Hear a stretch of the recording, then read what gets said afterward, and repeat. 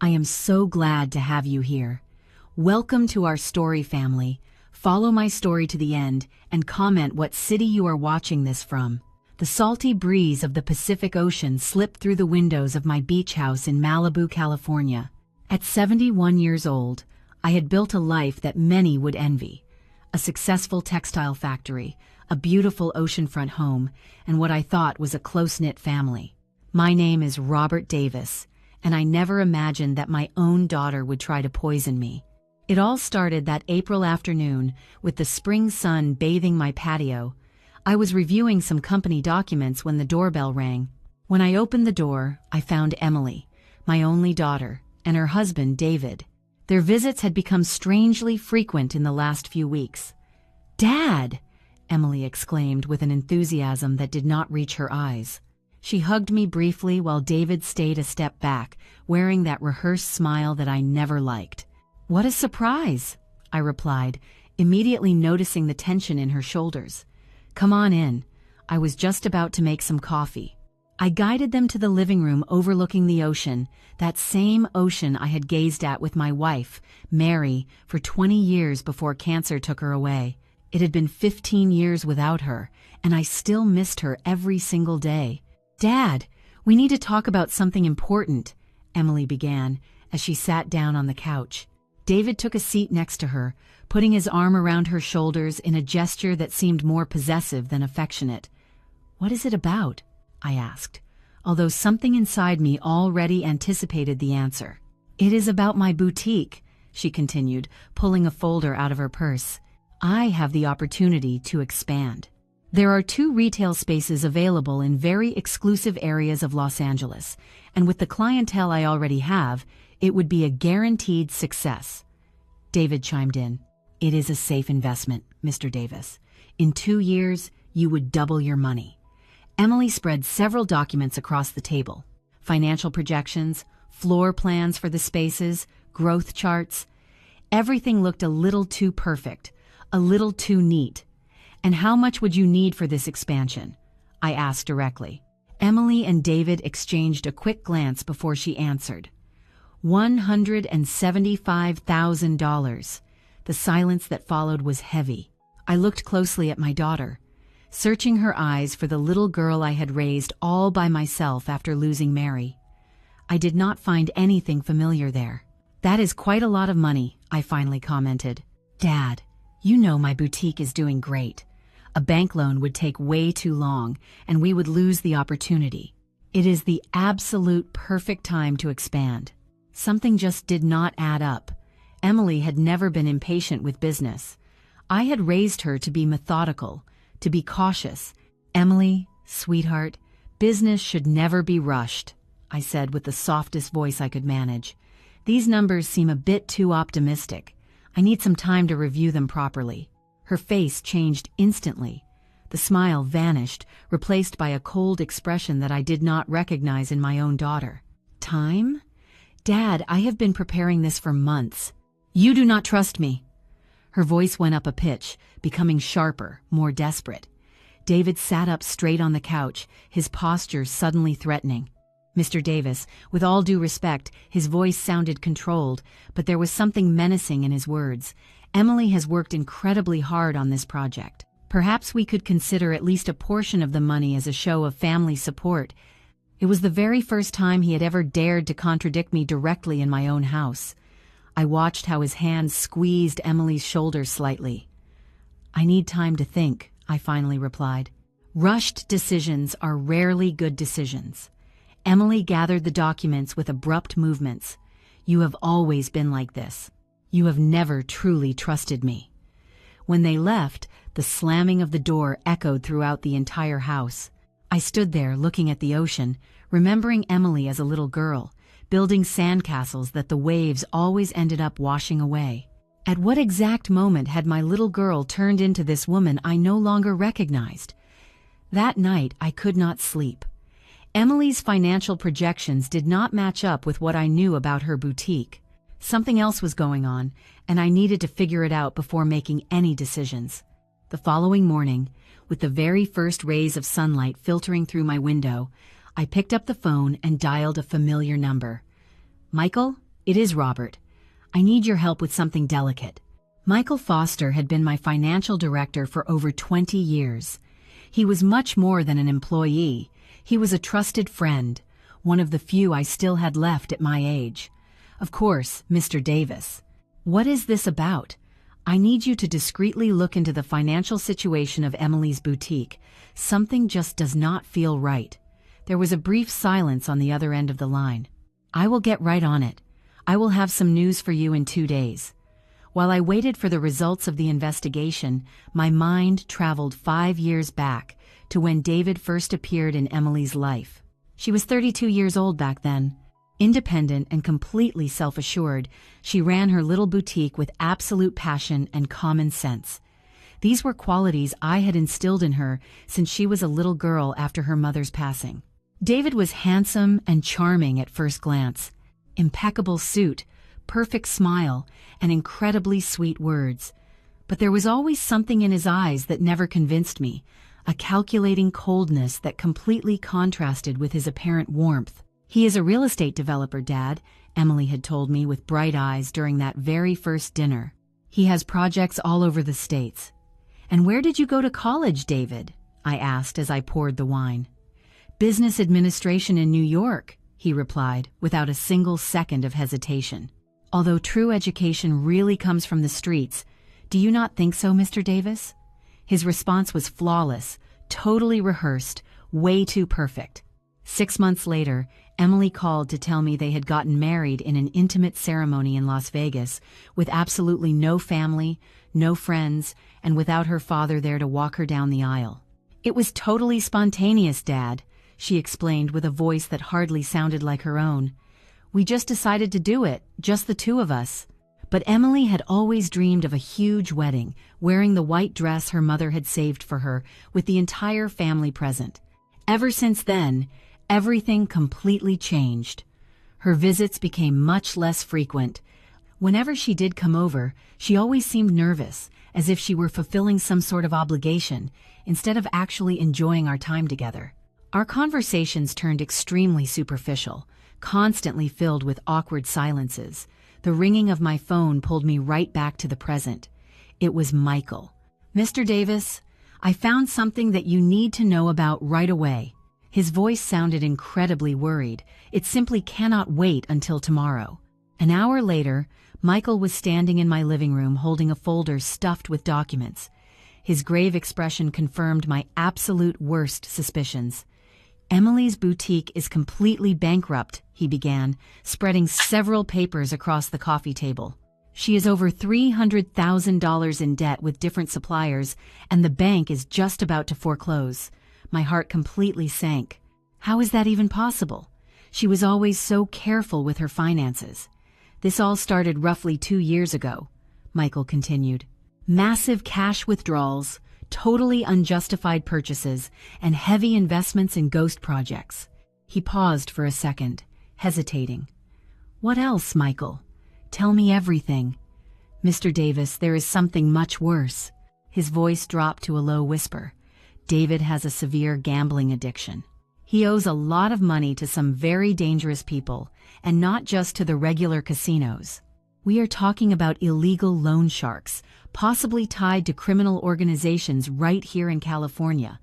The heavy weight of his words crashed down on me like a ton of bricks. My daughter was not just dealing with some financial trouble. She was in genuine danger. How much exactly does David owe? From what I have been able to find out, close to $500,000. And the interest just keeps piling up. Suddenly, everything made perfect sense. They did not want that money to expand her business. They desperately needed it to save their own lives. Over the following few days, Emily and David stepped up their visits, with each one feeling far more tense than the last.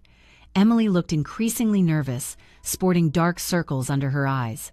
David was constantly on phone calls that he would abruptly hang up whenever I walked into the room. During our Friday dinner, I watched as Emily barely touched her food, just pushing things around with her fork without ever taking a bite. Dad, have you thought about what we discussed? She finally asked, her voice trembling slightly, about the loan for the boutique. I am definitely considering it, Emily, but I need some more information. David, who had been staring down at his phone all night long, looked up with an irritated expression. "Mr. Davis, we really need an answer soon. There are several other investors who are interested, but we would much rather keep this in the family."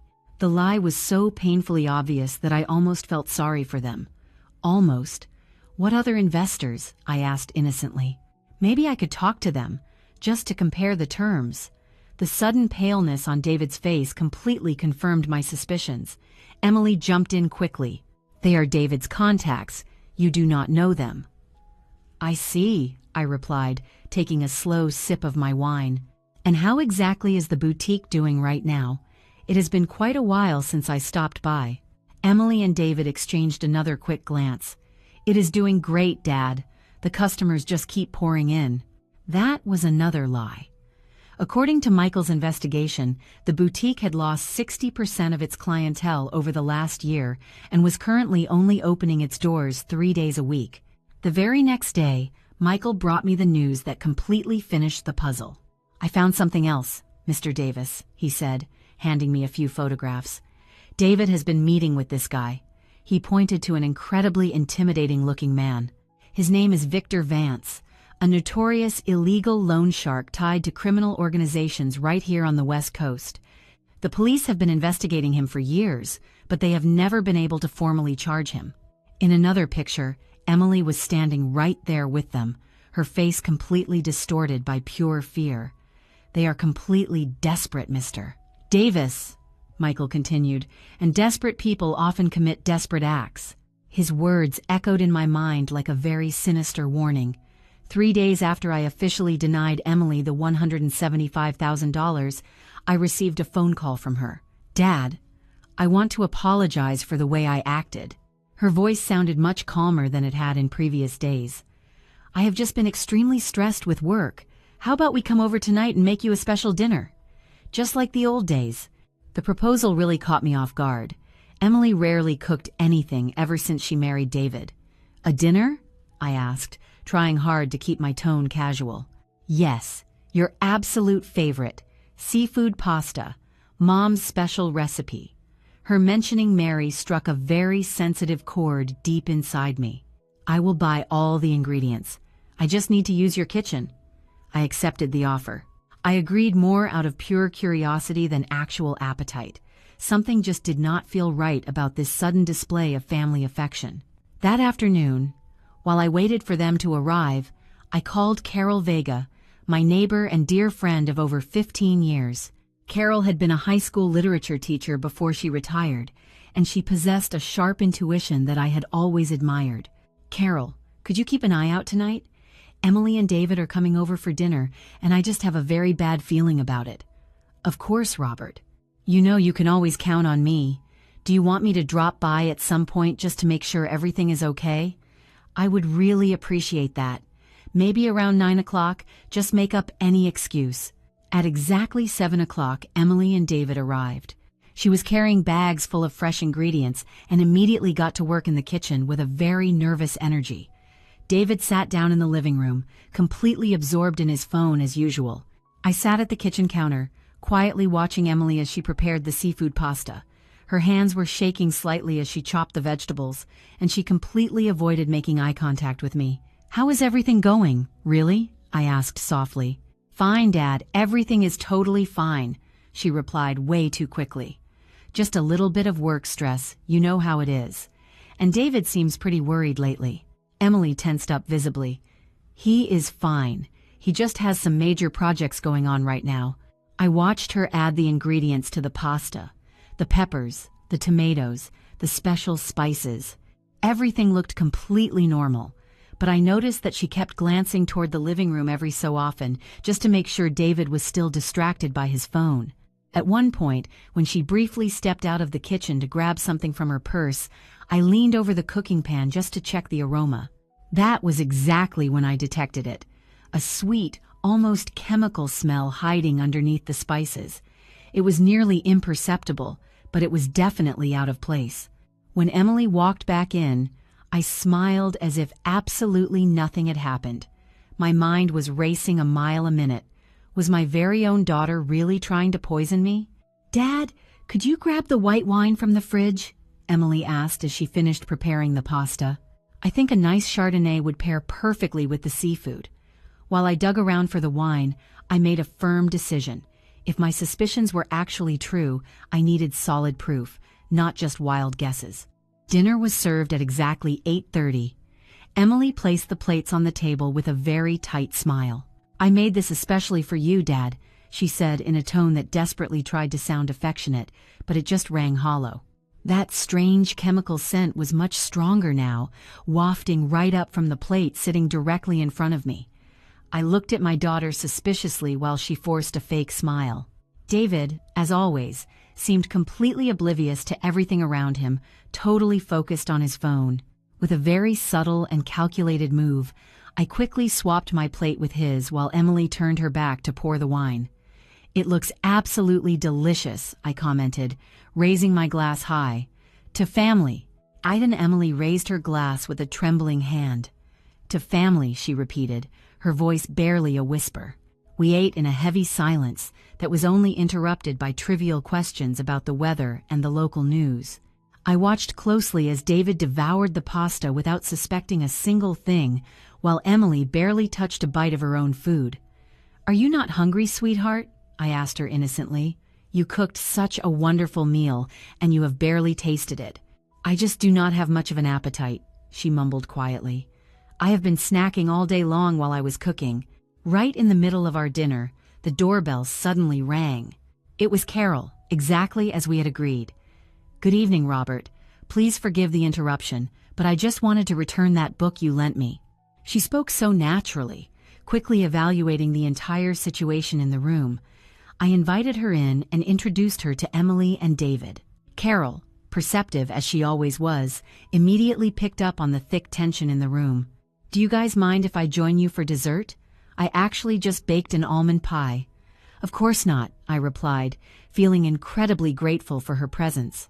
Emily seemed very uncomfortable with the unexpected guest, but she managed to keep up her polite facade. David kept right on eating, oblivious to everything except for his plate and occasional glances down at his phone. About an hour after we started dinner, the inevitable finally happened. David, who had consumed almost his entire portion, started to show signs of severe discomfort. His forehead broke out in a heavy sweat, and his breathing became completely irregular. "Are you feeling okay?" Carol asked, watching him with apparent concern.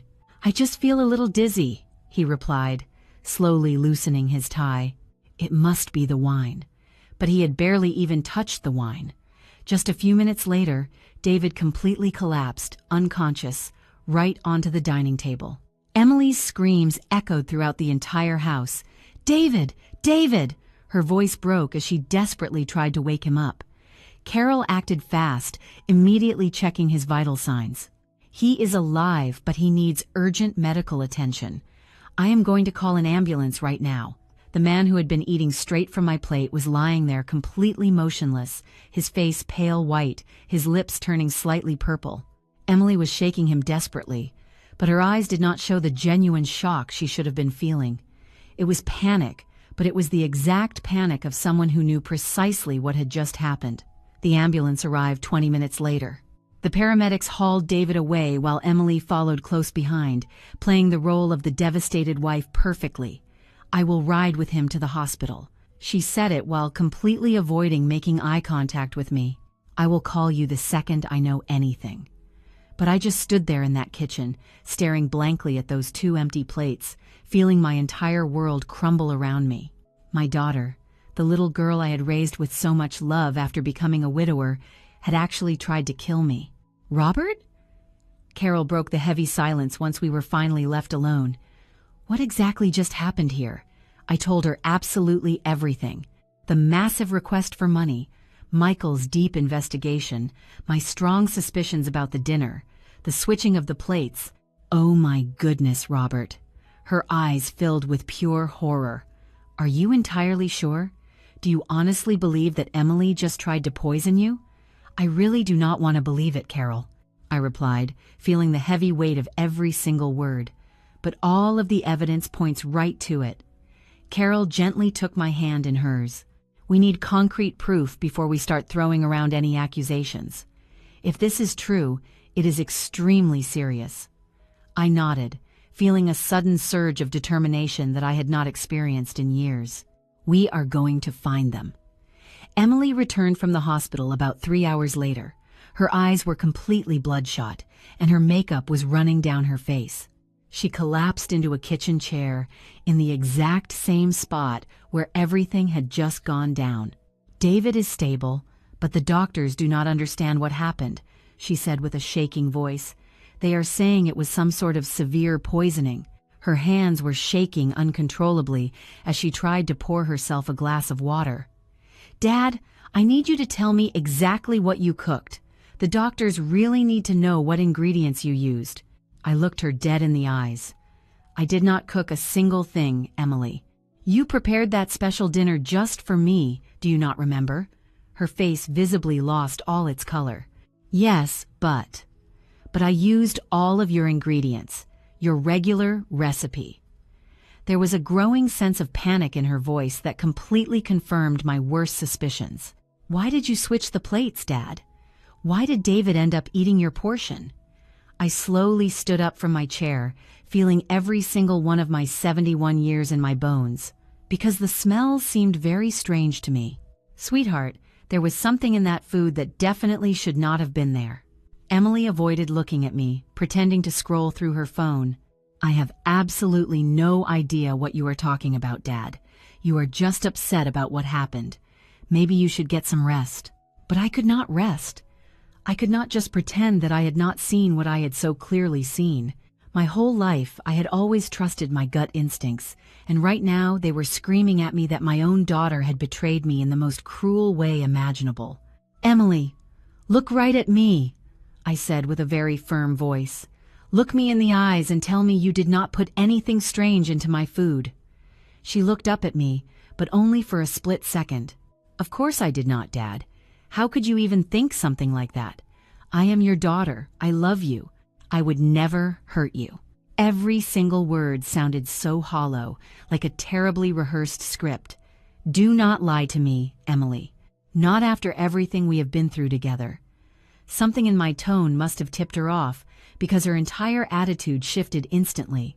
"I do not know what you think is going on, Dad, but you are completely wrong. I came over here to cook you a nice dinner, and now my husband is laying in a hospital bed. I should really be with him right now instead of listening to your absurd accusations." She stood up abruptly, grabbing her purse. "I will call you tomorrow when you have calmed down. Do you know what the doctors are going to find when they pump David's stomach?" I asked, right before she reached the front door. "Do you know exactly what plant produces that peculiar sweet smell I caught in the pasta?" She stopped dead in her tracks, her hand completely frozen over the doorknob. "Oleander," I continued, "one of the most toxic plants in California. It grows all over the West Coast, even right there in the community garden at your apartment building. It causes symptoms that can be very easily mistaken for a massive heart attack." Emily turned around slowly, her face a tight mask of contained panic. "Dad, you are completely delusional. You really need help." "I already called for some help," I answered very calmly. "I had a long talk with Michael. I know everything about the heavy debts at the boutique, about David's severe gambling problem, and about all that money you guys owe to Victor Vance." All the color completely drained from her face. "You have no idea what you are talking about. That $175,000 was never meant to expand your business, was it? It was meant to save your lives." Emily leaned back against the heavy wooden door. Her legs looked like they were just about to give out on her. "He is going to kill us, Dad," she finally whispered.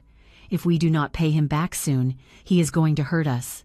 He told us we had exactly 1 more week. At the absolute most." Her terrifying words confirmed my worst fears, but there was still one incredibly important question left to ask. "What exactly did you put in my food, Emily?"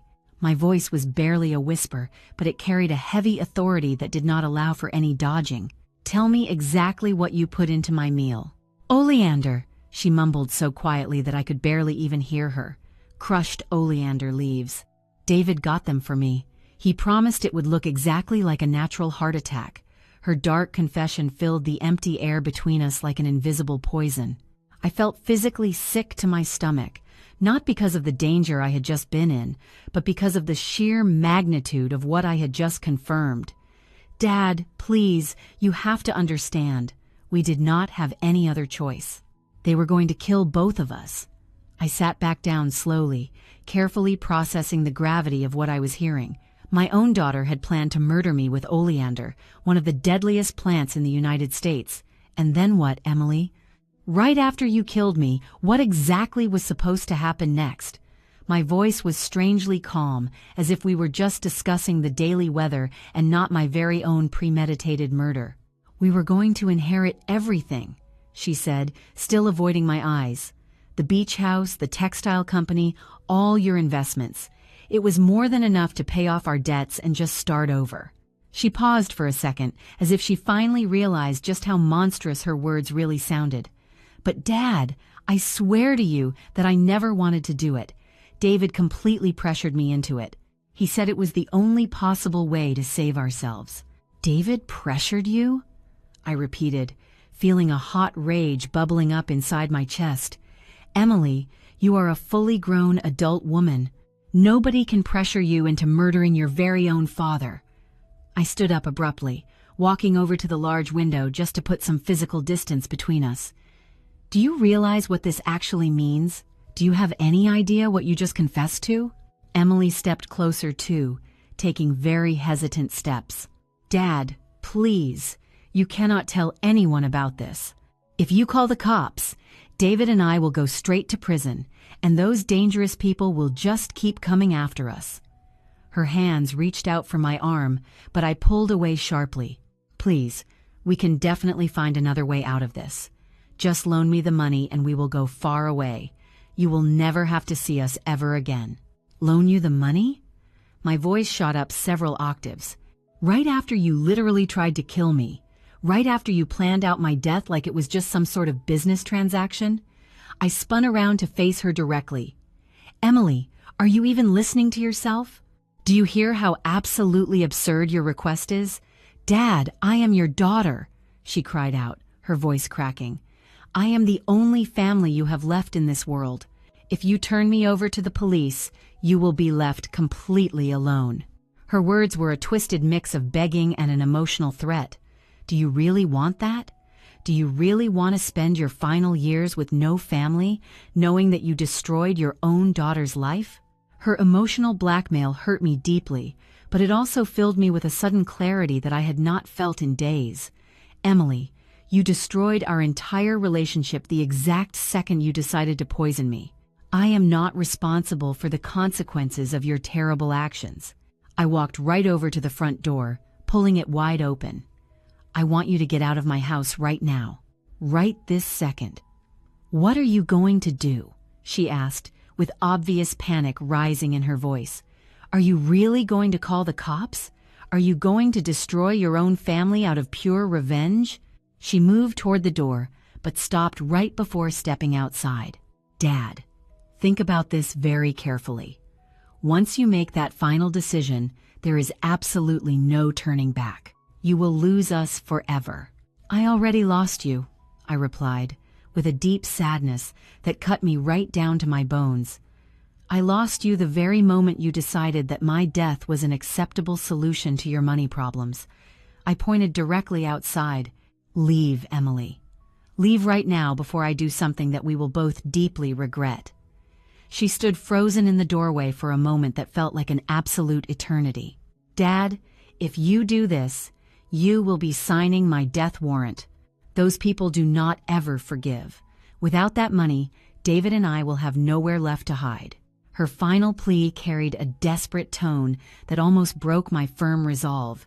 You really should have thought about that before you tried to murder me. I said it while slowly pushing the heavy door closed. You should have considered the severe consequences before deciding that my life was worth less than your debts. The sound of that door shutting echoed through the entire house like the tragic end of an era. I stood there alone in the foyer, listening to Emily's hurried footsteps fading away down the driveway. My legs were shaking so violently that I had to lean against the wall just to keep from falling over.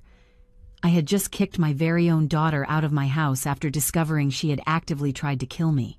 The harsh reality of the situation hit me like a massive emotional avalanche.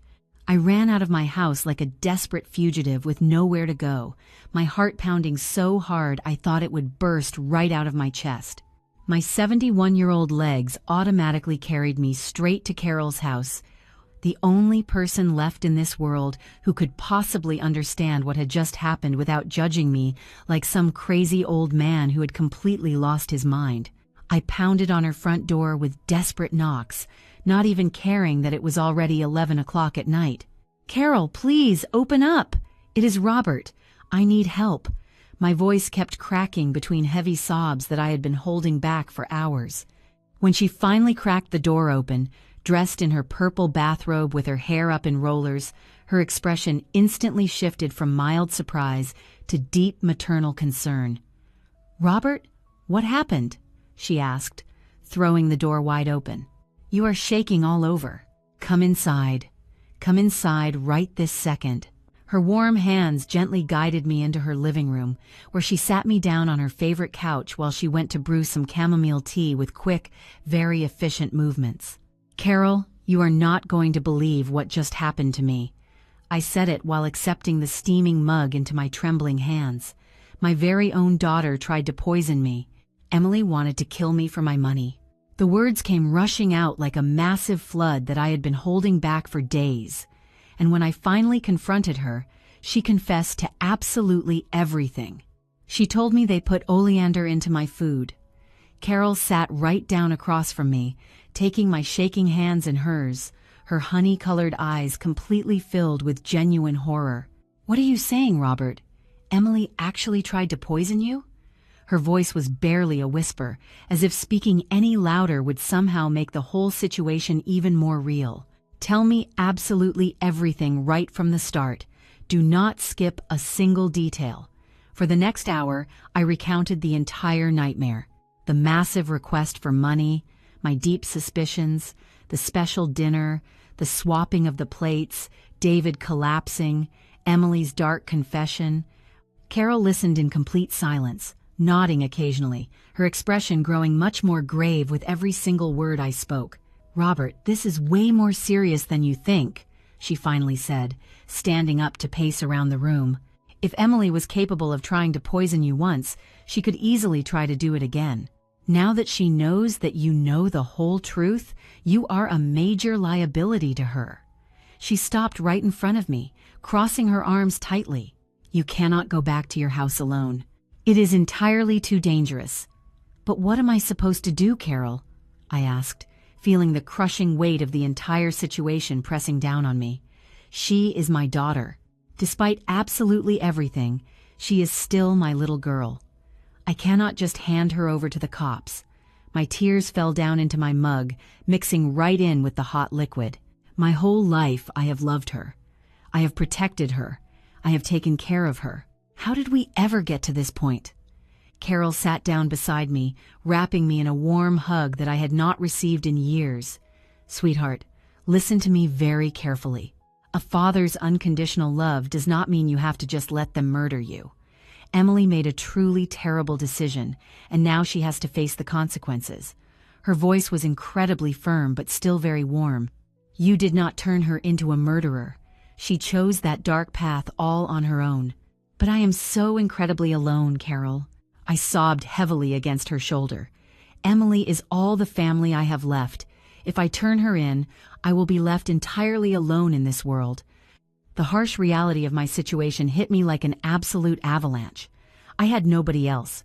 No other children, no siblings. My parents passed away decades ago. "You are not alone," she stated with a fierce determination that truly surprised me.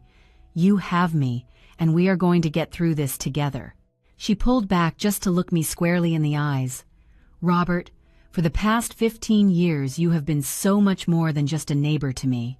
You are the brother of my heart, and I am not going to let your own daughter hurt you." Her words moved me incredibly deeply. Throughout all these years, I had been so intensely focused on my relationship with Emily that I never even realized I had someone else who genuinely cared about me. But what can we even do? I have no concrete proof. I only have her verbal confession, and she could easily deny the whole thing. We have to be very smart about this, she said, getting up to grab a notebook and a pen. First, we need to document absolutely everything that has happened. Every single detail, every conversation, every piece of evidence we might have. She started writing as she spoke. Second, we need to keep you protected. You cannot be alone until we get this sorted out. Do you really think she would try to hurt me again? I asked, although deep down I already knew the grim answer. I mean, she knows that I know everything. It would be way too obvious if something happened to me right now. Carol looked at me with a deadly seriousness that chilled my blood. Robert, when someone completely crosses the line of trying to murder their own father, we can no longer predict what else they are capable of. Emily is completely desperate, and desperate people make incredibly irrational decisions. She closed the notebook and sat down facing me. Besides, from what you just told me, she owes money to some very dangerous people. If she cannot get your money the easy way, she might try to get it the hard way. The night dragged on very slowly. Carol insisted that I sleep at her house, and for the very first time in days, I actually felt safe. But sleep did not come easily at all. Every single time I closed my eyes, I saw Emily's face confessing that she had tried to poison me. I saw that terribly fake smile while she served me that special dinner. I saw years of deep manipulation that I had blindly ignored out of fatherly love. By 6 a.m, Carol was already up and preparing a nice breakfast. The smell of freshly brewed coffee floated throughout the house, giving me a fake sense of normalcy that brutally contrasted with the terrible reality I was facing.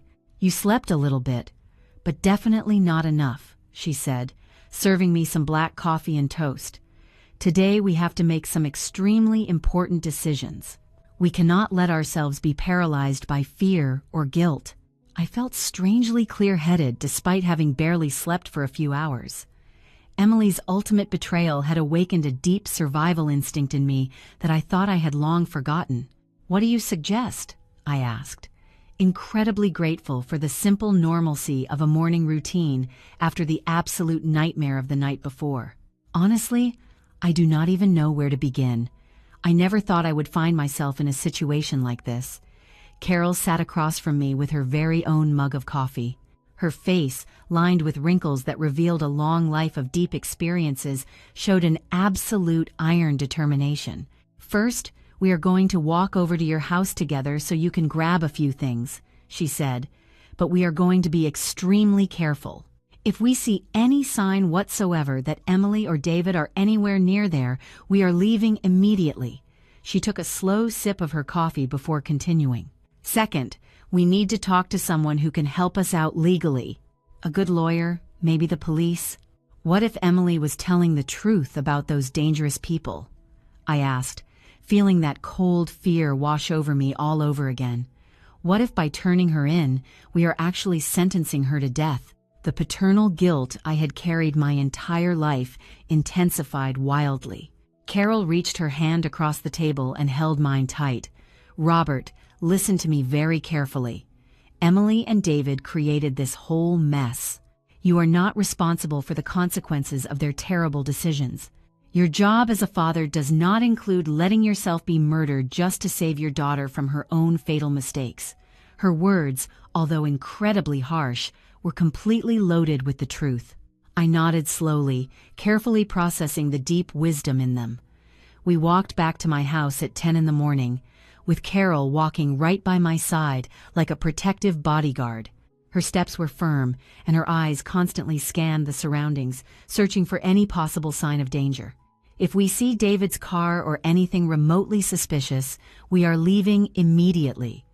She reminded me for the third time as we walked up the long driveway toward my front door. The house felt entirely different the moment we stepped inside. It was not just my overactive imagination.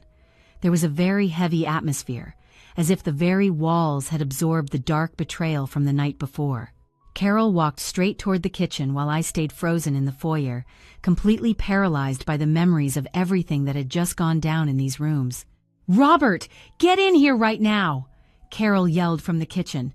Her voice carried a sheer urgency that made me run straight toward her. "Look at this! Just look at what I found!"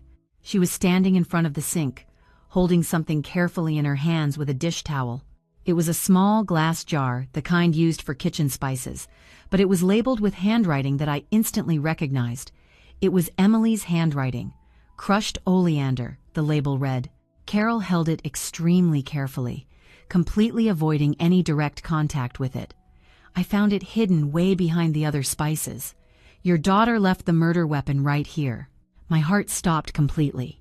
Seeing the actual physical proof of what Emily had done made everything feel even more real, even more devastating. "She really did it," I mumbled, feeling my old legs turn to pure jelly.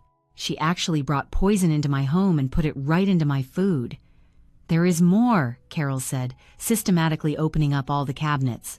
"Look, there are used latex gloves right here in the trash, and this kitchen rag has green residue on it, probably from the leaves she crushed up." Every single piece of evidence she found felt like another sharp stab to my heart. "Robert, this was not some spur-of-the-moment impulse. This was planned out, highly calculated, and totally premeditated." Carol started snapping pictures of absolutely everything with her cell phone. "We need to fully document every single piece of proof before someone comes back to destroy it," she explained while photographing the jar from several different angles. "If Emily realizes she left these things behind, she will definitely come back to wipe her prints." "What else could be here?" I asked, feeling a twisted mix of pure horror and morbid curiosity. What else could we possibly find that shows just how far they planned this out? I started checking my own cupboards, looking for anything slightly out of place. "Let us check her bedroom," Carol suggested. The bedroom where she always stayed when she came to visit. Maybe she left something up there too. We walked up to the second floor, where Emily had spent so many nights throughout her childhood and teenage years. The room was still decorated exactly the way she had left it when she moved in with David. The bed had the same blue quilt she had picked out at 15 years old. The shelves held all her favorite books, and there were some photos of her teenage years hanging on the walls. Carol walked straight over to the desk, digging through the drawers and loose papers. "There is something right here," she said, pulling out a sheet of paper that had been folded up under a heavy book. "It is a handwritten list." She unfolded the paper and began reading it out loud. "Oleander. Get fresh leaves, latex gloves, mortar and pestle for crushing. Perfect opportunity. Special dinner. Call ambulance after 30 minutes. The dark list was written out in Emily's clear and perfectly neat handwriting. The exact same handwriting I had seen on thousands of affectionate notes she had written me when she was just a little girl. Seeing those terrible words written by her own hand made reality hit me like a massive emotional tsunami. "It is a to-do list for my murder," I said, my voice completely breaking. "My own daughter wrote out a step-by-step list of instructions on how to kill me." "There is actually more," Carol continued, reading down the rest of the page. "It says right here, check if changes are necessary. Estimated liquid inheritance, $2.5 million. David's debts, $500,000. Plenty left over for a brand new life. Robert, they calculated the exact amount of money they would get from your death." I sat down heavily on the bed where Emily had slept as a child. The very same sheets she had chosen as a teenager were still there, freshly washed and ironed, just waiting for her next visit. How could I have been so incredibly blind? I asked myself out loud. How did I not see that my own daughter had turned into this monster? Carol sat right beside me, holding my hands tight in hers. "Because you are a good father who loves his daughter. Because you trusted her. Exactly as you were supposed to. You did absolutely nothing wrong, Robert. She chose this dark path all on her own." Her words were comforting, but they could not erase the immense guilt that was eating me alive. "Let us keep looking," she said softly. "The more evidence we can gather, the stronger we will be when we decide what to do next." We kept searching the room very methodically. Inside the closet, hidden right behind some old shoeboxes, Carol found something that froze our blood completely. "Robert, come look at this," she called out with a trembling voice. In her hands, she was holding a thick manila envelope stuffed with papers. "These are copies of your will, your bank statements, and your life insurance policies." She started sorting through the documents one by one. "There are handwritten calculations right here about how long it would take to liquidate your investments right after your death." The envelope also contained something that completely shattered my soul. A sealed letter that I had never seen before, addressed directly to me, dated 3 weeks prior. "Dear Dad," the letter began, written in Emily's handwriting. "If you are actually reading this, it means that something went terribly wrong with our plan. I want you to know that I never wanted to hurt you, but we really had no other choice. David and I are in genuine danger, and your death was the absolute only way to get the money fast enough." Carol continued reading the letter completely out loud. "Please forgive me. I know it is terrible, but I really hoped it would be fast and that you would not suffer at all. The oleander we are going to use will cause a massive heart attack that will look totally natural. The doctors will just assume it was old age and heavy stress. They will never know that it was intentional." The letter went on with highly specific details about how they planned to dispose of all the evidence, how she would play the role of a grieving daughter at the funeral, and exactly how they would distribute the cash once they got the inheritance. "After paying off David's debts, we plan to move to another country where we can just start over. Maybe Costa Rica or Mexico, where our money will go much further. It is a complete step-by-step manual on how to murder your own father and get away with it," Carol said, with pure disgust evident in her voice. "Robert, this proves beyond a shadow of a doubt that it was not some desperate last-minute decision. They have been planning this out for weeks." She folded the letter up very carefully and slipped it right back into the envelope. "We also found a second sheet of paper completely covered in numbers and detailed calculations. Here is the entire financial plan," Carol said, closely studying the numbers. They calculated exactly how much they needed to pay off their debts, how much they would have left over to live on, and they even researched the cost of living down in those countries. "This is absolutely chilling." "What else is hiding in that envelope?" I asked, although I was not entirely sure I even wanted to know. Every single revelation was far worse than the last, and I felt like I was discovering that my own daughter was a complete stranger. "There are some receipts in here," Carol said, pulling out several small slips of paper. A receipt from a local nursery for some special ornamental plants. A printed-out internet search about the exact symptoms of oleander poisoning. And what is this? She stopped, staring down at a piece of paper with a highly shocked expression. It is a printed web search on how to act like a grieving family member to avoid any police suspicion. The entire bedroom was spinning around me. My daughter had not only planned to murder me, but she had meticulously researched exactly how to fake her grief over my dead body. How could she possibly turn into this? I mumbled, feeling extremely nauseous. At what exact moment did the sweet little girl I raised turn into such a calculating killer? "I really do not know, Robert," Carol replied with brutal honesty. "But what I do know is that we have more than enough hard evidence to prove that this was entirely premeditated. You can no longer have any doubts about what to do next. This goes way beyond a simple mistake or a desperate choice." Carol sealed the envelope with all the evidence inside and looked at me with a fierce determination I had never seen in her before. "Robert, we need professional help immediately. This is no longer something we can handle on our own." Her voice was firm, but I could clearly detect the deep fear she was trying so hard to hide. "We have to call the police and get a good lawyer. There is no turning back now." "Wait," I said, starting to panic at the terrifying thought of getting the authorities involved. "Can we not just try to handle this as a family first? Maybe if I confront Emily with all this proof, we can come to some sort of agreement." I knew it sounded absolutely ridiculous, but the desperate father inside of me was still clinging on to the thin hope that there was a solution that would not completely destroy my little girl. Carol grabbed me tightly by the shoulders and looked me straight in the eyes. "Robert, listen to me very carefully. Your daughter literally wrote out a detailed manual on how to murder you and get away with it. There is absolutely no family agreement possible here. This is premeditated attempted murder." Her voice softened a bit, but it remained just as firm. If we do not do something right now, the very next time she will not make the silly mistake of swapping the plates. Next time, she will make damn sure there are no errors. We walked downstairs in complete silence, each of us totally lost in our own dark thoughts. When we reached the kitchen, Carol immediately started making phone calls. "Hello, I need the number of a criminal defense lawyer who can handle a major emergency." She spoke into the phone while I stood there like a stone statue, still struggling to process everything we had just found. The lawyer we found, Richard Monroe, arrived at my house exactly 2 hours later. He was a man in his 50s, with graying hair and a highly serious expression that inspired deep trust. "Mr. Davis." Carol briefly explained the situation to me over the phone. "You can tell me absolutely everything right from the start."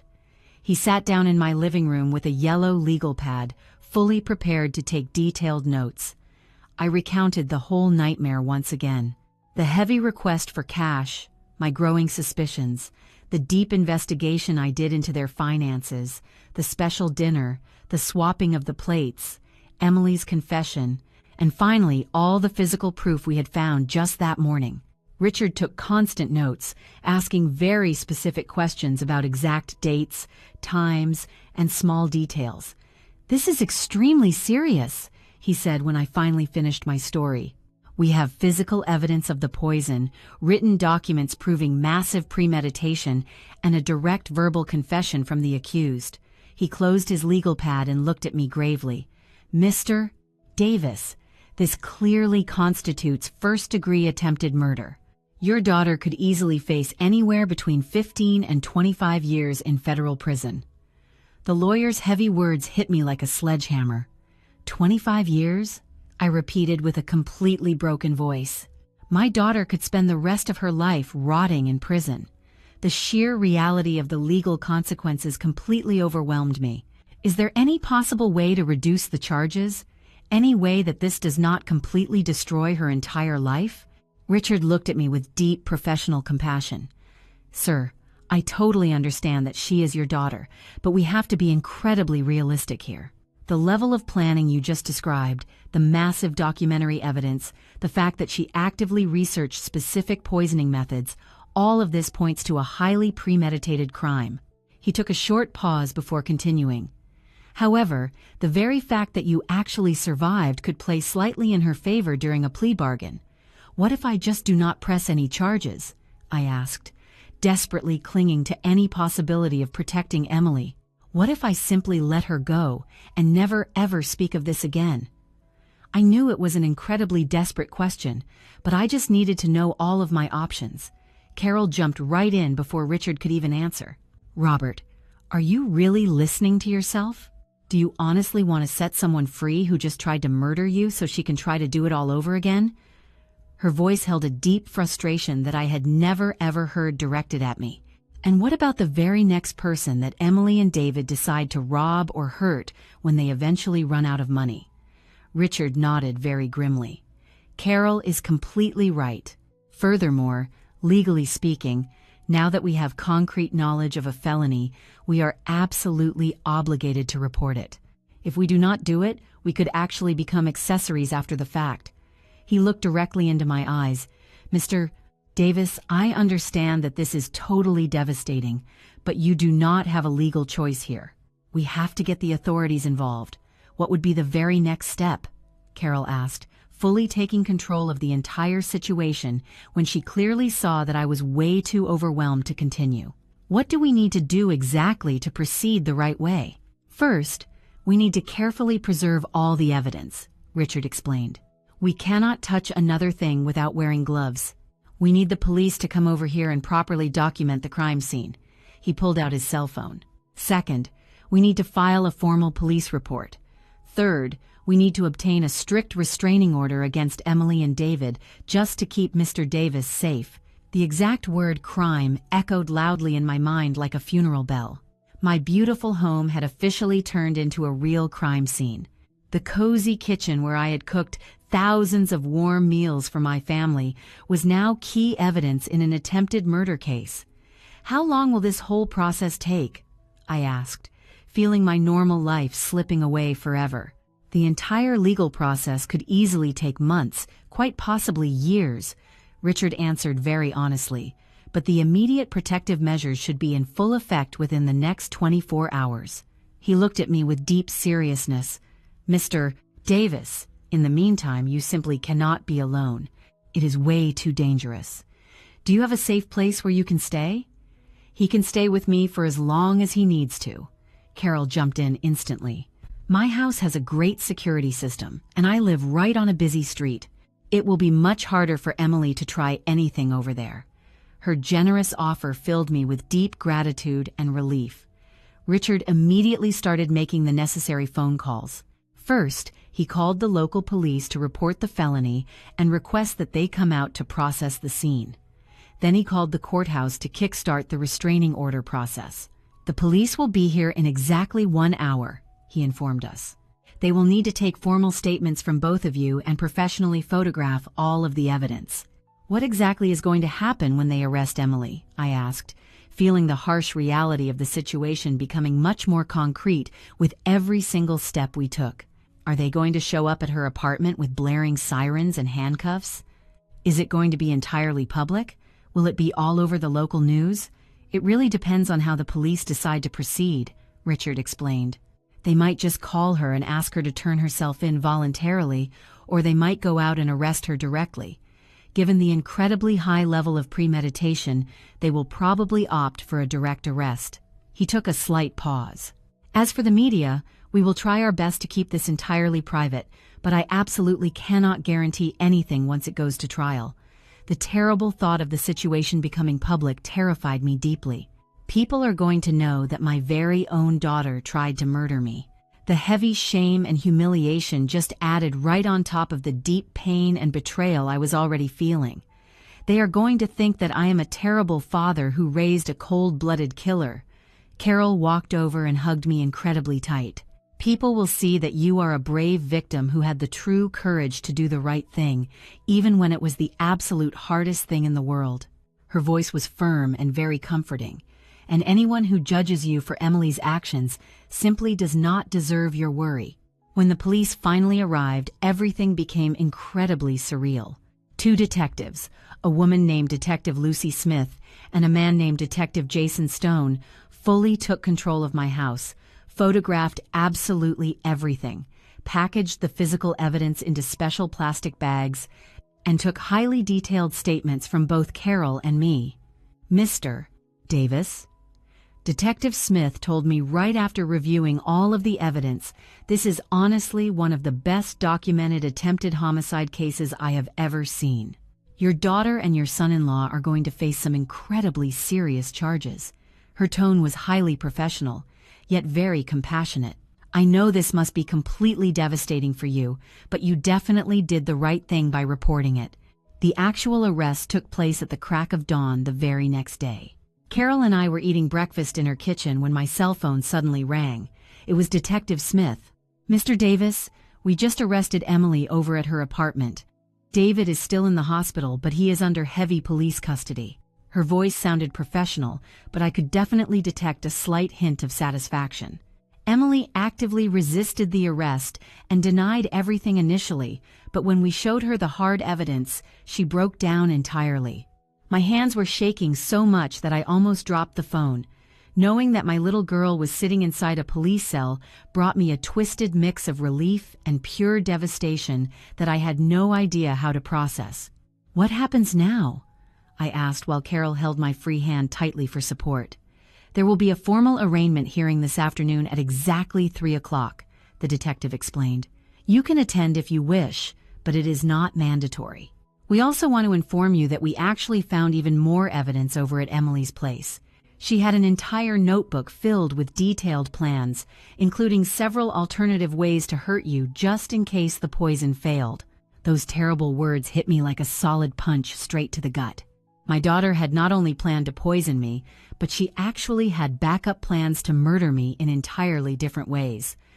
What kind of alternative plans? I asked, although I was not really sure I wanted to know the answer. I would highly prefer not to go into those details over the phone, the detective replied very diplomatically. But I can honestly tell you that this fully confirms the poisoning attempt was not some desperate impulse. It was just one part of a highly elaborate scheme to get her hands on your inheritance. She took a brief pause. Mr. Davis, we also discovered that David actually owes money to criminal organizations that are far more dangerous than we initially thought. After hanging up the phone, I sat there in complete silence for several minutes. Carol totally respected my need to process all the information without pressuring me to speak. I finally broke the heavy silence. Carol, I think I really want to go to that hearing. I need to look her straight in the eyes. I need to hear exactly what she has to say now that she can no longer lie. Are you absolutely sure? Carol asked with deep concern. It is going to be incredibly difficult emotionally. Seeing Emily in handcuffs, listening to those formal charges, she leaned in closer to me. You really do not have to torture yourself by witnessing all of that. You can just stay far away and let the justice system run its course.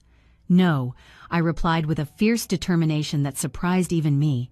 I have spent my entire life protecting her from the consequences of her own actions.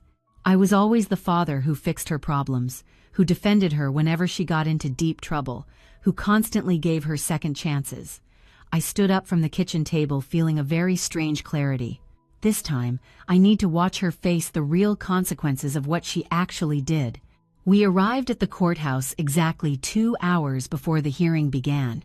Richard met us right at the front entrance and explained exactly what we should expect. Emily will walk in wearing handcuffs and a standard prison uniform. The judge will read the formal charges out loud: attempted murder in the first degree, conspiracy to commit murder, and possession of a toxic substance with criminal intent. His voice was dead serious. After that, her defense attorney will request bail, and the prosecution will argue that she needs to remain in police custody. When we finally walked into the courtroom, my heart was beating so fast that I thought everyone could hear it. The room was freezing cold and completely impersonal, filled with hard wooden benches and bright fluorescent lights that gave it a very gloomy look. I sat down in the very first row with Carol right by my side and Richard sitting just behind us. When they finally brought Emily out, I hardly even recognized her. Her hair was a complete mess. Her face was completely swollen from crying so much, and the bright orange prison jumpsuit made her look incredibly small and totally vulnerable. But what struck me the absolute most were her eyes.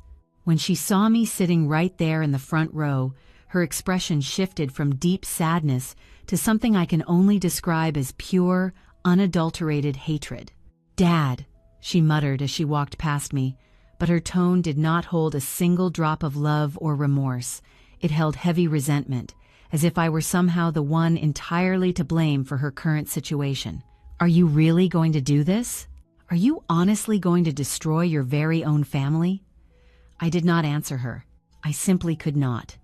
Seeing my daughter, seeing my little girl in that terrible situation broke my heart into a million pieces. But knowing that she still actively blamed me for her own actions fully confirmed that I had made the right choice. Emily was not truly sorry. She was just incredibly angry that she had gotten caught. The judge, an older man named Judge Miller, walked in, and the hearing officially began. "The state versus Emily Davis," the court clerk announced loudly. "Charges of attempted murder in the first degree, conspiracy to commit murder, and possession of a toxic substance with criminal intent." As the prosecutor began reading off the highly specific details of all the charges, describing exactly how Emily had plotted my death, how she had actively researched poisoning methods, and how she had written out detailed task lists, my daughter slowly sank down into her chair. For the very first time, she truly seemed to comprehend the sheer magnitude of what she had actually done. "How do you plead?" the judge asked, looking directly down at Emily. Her defense attorney, a young man who seemed overwhelmed by the severity of the case, whispered something in her ear. "Not guilty," Sarah said with a barely audible voice. But when the prosecutor started presenting the evidence, the vial of oleander, the letter written in her own handwriting, the internet searches, her face completely crumbled. "Your Honor," the prosecutor said, "the defendant meticulously planned the murder of her own father to obtain an inheritance of almost $2.5 million. We have physical evidence, documents written by the defendant, and a direct confession." He held up the envelope containing all the evidence. This was not a crime of passion. It was a calculated murder that failed only by chance.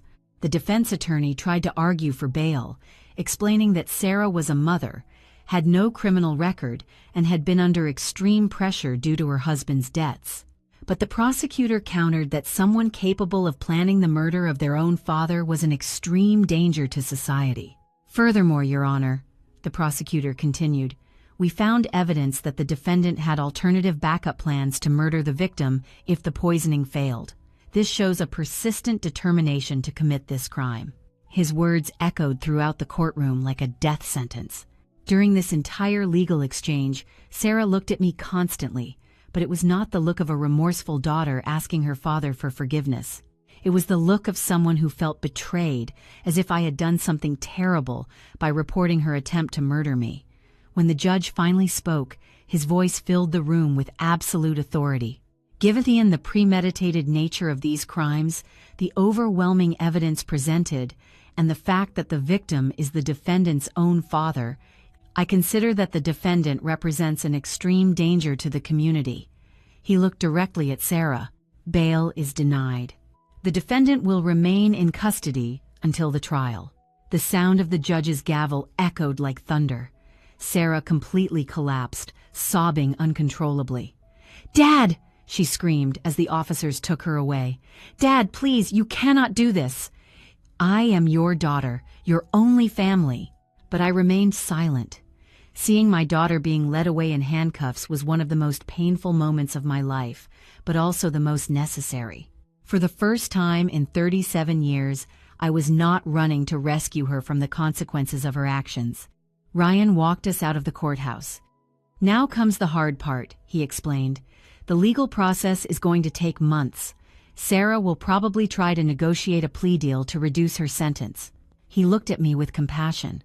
"Lawrence, are you ready for this? Because it is going to get worse before it gets better." "I am ready," I replied, and for the first time in days, I truly believed it. I am ready to do what I should have done years ago, to let Sarah face the real consequences of her decisions. The following days were a roller coaster of emotions. Sarah tried to contact me multiple times from jail, phone calls that I rejected, letters that Carol intercepted before I could read them, and even attempts to send messages through other people. But I stood firm in my decision to have no contact with her. The certainty of what I had discovered was unshakable, but my fatherly heart still struggled with reality. A week after the arrest, I was reviewing some documents with Ryan when my phone rang. It was a number I did not recognize. "Mr. Lawrence Parker?" a male voice asked when I answered. "Yes, that is me." "I am Victor Vance," the man said, and my blood ran cold. He was the loan shark that Alex owed money to. "We need to talk about your daughter and your son-in-law." My mind was racing. How had he gotten my number? Was this a threat? "I have nothing to discuss with you," I replied, trying to keep my cool. "Mr. Parker, I know you are angry with them, and you have every right to be. They tried to kill you, but there is something you should know. Despite my better judgment, curiosity got the best of me. What is it that I should know?" "Your daughter came to see me a month ago," Vance said. "She offered me a deal. She said she would soon have access to a large amount of money because her father was going to die. She asked me to wait and not to hurt Alex." He paused. "But what I really wanted to tell you is that she also offered to pay me extra if I could get her certain chemicals that are hard to obtain, products that leave no trace." My heart stopped. "Why are you telling me this?" "Because I have a daughter Sarah's age," Vance replied, surprising me. "And as much of a criminal as I might be, there are lines I do not cross. Patricide is one of them." "What do you want from me?" I asked, still suspicious. "Nothing. I just wanted you to know that you made the right decision by turning her in. She is not the person you think you know." After hanging up, I stared at the phone, trying to process what I had just heard. Had Sarah actively sought out a criminal to obtain undetectable poisons? How far would she have gone? I shared the information with Ryan, who immediately passed it on to the prosecutors. This would further strengthen the case against Sarah and Alex. That same afternoon, I received another call, this time from Sarah's lawyer. "Mr. Parker, my client wishes to see you. She says she has crucial information that she only wants to share with you." "I am not interested," I replied firmly. "She insists it is about your safety. She says there are other people involved who might try to hurt you." For a moment, I hesitated. What if she was telling the truth? What if there were more dangers I was unaware of? I consulted with Ryan, who advised caution but did not rule out the possibility of a supervised meeting.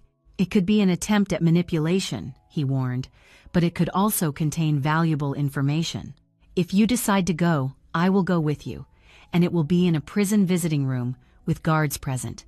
I finally agreed to see Sarah, more to close a chapter than because I believed her supposed revelations. The prison was a gray, depressing building on the outskirts of Seattle. After passing through multiple security checks, I was led to a small visiting room where Sarah was already waiting, dressed in an orange jumpsuit, handcuffed to the table. When she saw me enter, a mixture of emotions crossed her face: hope, fear, shame, and something else I could not identify. "Dad," she said, her voice cracking with tears. "Thank you for coming." "I did not come for you," I replied coldly. "I came because you mentioned a danger to me." Her face fell at my tone, but she quickly composed herself. "Yes, there is something you need to know. Alex was not just working with Victor Vance. There are more dangerous people involved. People who might come after you now that we are in here." "Why would they do that?" I asked, skeptical. "Because Alex told them they would get their money from your inheritance. Now that that plan has failed, they might try to get it another way." I looked at her closely, trying to discern if she was telling the truth or if it was just another manipulation attempt. "Do you have names? Anything concrete I can give to the police?" Her eyes avoided mine. "Not exactly. Alex handled that part. I just know they are dangerous." "Sarah," I said with a firm voice, "if you were truly worried about my safety, you would have concrete information to give me, not vague warnings." Something shifted in her expression then, as if her mask slipped momentarily. "Why are you so angry with me?" she asked, completely changing the subject. "You know Alex forced me to do this. He threatened me. He manipulated me. Did he force you to research poisons? Did he force you to write a detailed manual on how to kill me? Did he force you to calculate every last dollar of my inheritance?" My voice rose despite my efforts to stay calm. "I have seen the evidence, Sarah. Everything was in your handwriting. Your plans, your calculations. You do not understand," she insisted, tears starting to roll down her cheeks. "I was terrified. If I did not do what Alex said, he would have killed me first." "Then why did the plans include poisoning Alex too after my death? Why did your notes detail how you would keep all the money for yourself?" Her face went pale. She clearly did not know we had found that information. That is not true." "Sarah," I said, standing up. "I came here expecting. I do not know what I expected. Maybe an explanation, maybe sincere remorse. But you are still lying, even now, even when all the evidence is against you." "Dad, please," she cried out, trying to reach for me but restrained by the handcuffs. "I am telling you the truth now. There are dangerous people after you. You cannot just ignore my warning." I headed toward the door. "I will pass your concern on to the police. They will decide if there is a real threat or if it is just another one of your manipulation attempts." "So you are just abandoning me here," she screamed, her voice now full of rage. "After everything you did, after how you treated me my whole life, you are leaving me to rot in jail." I stopped with my hand on the doorknob, confused by her words. "What are you talking about? I have given you everything." "You gave me everything except what I really needed." Her voice was now a heart-wrenching scream. "You never got over Mom's death. You never saw me for who I really was. You always compared me to her, always expecting me to be her replacement." Her words hit me like a physical punch. Was that what she really thought? Was that how she felt? Sarah, that is not true. I loved you for you, always. Liar, she spat. It always was. Your mother would have been so proud. Your mother used to do it like this. You are just like your mother. I was never Sarah to you. I was always Mom's ghost. The guard approached, alarmed by the rising volume. Is everything all right here? I nodded weakly. The visit is over. As I walked away, Sarah's screams echoed down the hallway. You abandoned me when I needed you most, just like you abandoned Mom when she got sick.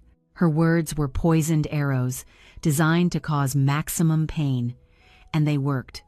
I left the prison feeling shattered, questioning every decision I had made as a father. Ryan was waiting for me outside. Are you okay? He asked, clearly worried by my expression. I do not know, I answered honestly. Sarah says things that make me question if I somehow failed her as a father. Lawrence, Ryan said firmly, this is what manipulators do. They make you doubt yourself. They make you feel guilty for their actions. Do not fall into that trap. He nodded toward the car. Come on, Carol is waiting. You have people who actually care about you. The drive back home was silent, my mind swarming with Sarah's accusations. Was there any truth to them? Had I constantly compared her to Lucy? Had I made her feel like she was never enough? When we arrived at Carol's house, she was waiting for me with coffee and her usual reassuring smile. How did it go? She asked, guiding me into the kitchen. I told her about the meeting, about Sarah's vague warnings and her hurtful accusations. And do you think she is right? Carol asked after listening to everything. I do not know, I admitted. Maybe I unconsciously compared her to Lucy.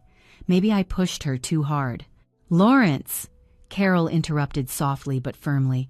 Stop. You cannot take responsibility for Sarah's actions. Many parents lose their spouses and raise children alone without those children trying to murder them.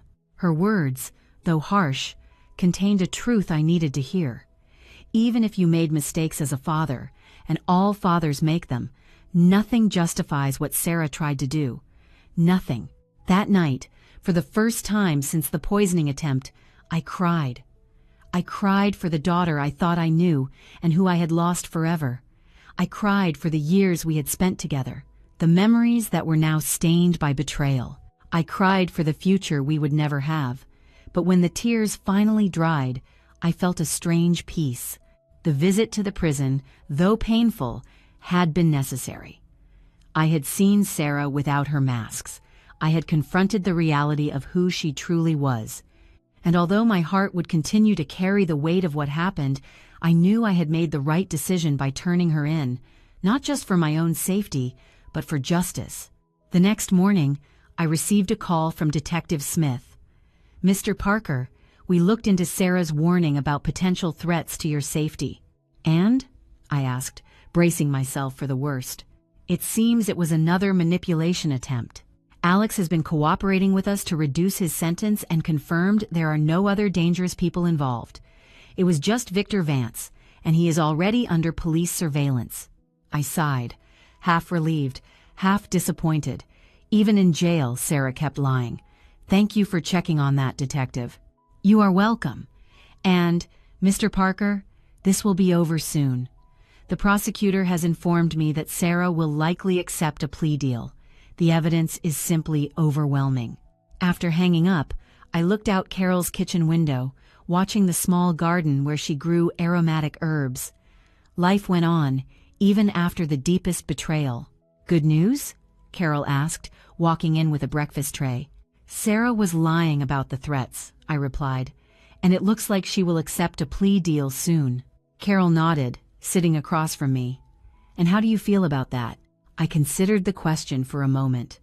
At peace, I finally said, not happy, not relieved, simply at peace. As if I can finally accept the reality of who Sarah is and move forward. Carol took my hand across the table, her eyes full of affection. Then that is the first step toward healing. And she was right.